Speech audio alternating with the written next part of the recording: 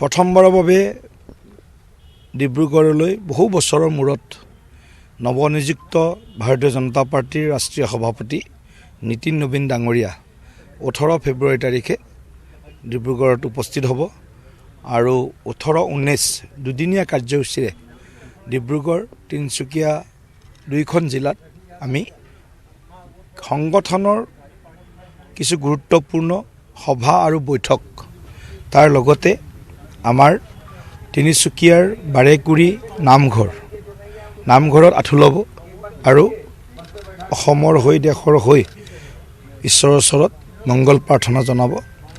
তাৰপিছতেই তেখেত মটক ৰজা সৰ্বানন্দ সিংহ ডাঙৰীয়াৰ যি মৈদাম সমাধিস্থলী তাতো গৈ তেখেতে শ্ৰদ্ধাঞ্জলি নিবেদন কৰিব। 18 তাৰিখে তেখেত ডিব্ৰুগড়ত মোহনবাৰী এয়াৰপৰ্টত উপস্থিত হোৱাৰ পিছতেই দলীয় কিছু কাৰ্যকৰ্তা আৰু কিছু আমাৰ এই অঞ্চলৰ সাংস্কৃতিক আমাৰ যি দল আছে সেই দলসমূহে তেখেতক আদৰণি জনাব বিমানবন্দৰত। তাৰপিছত তেখেত বিমানবন্দৰৰ পৰা পোনে পোনে আমাৰ এই মানকটা পথাৰলৈকে আহিব। এই মানকটা চাহ বাগিচা খেলপথাৰত আমাৰ পৃষ্ঠা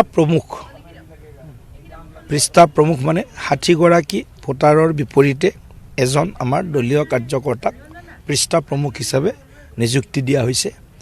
সেইসকলৰ উপস্থিতিত অৰ্থাৎ ডিব্ৰুগড় জিলাৰ 6টা বিধানসভা সমষ্টিৰ প্ৰায় 18,000তকৈ অধিক পৃষ্ঠা প্ৰমুখ এই বুথ বিজয়টো আমি কৰিলোঁ।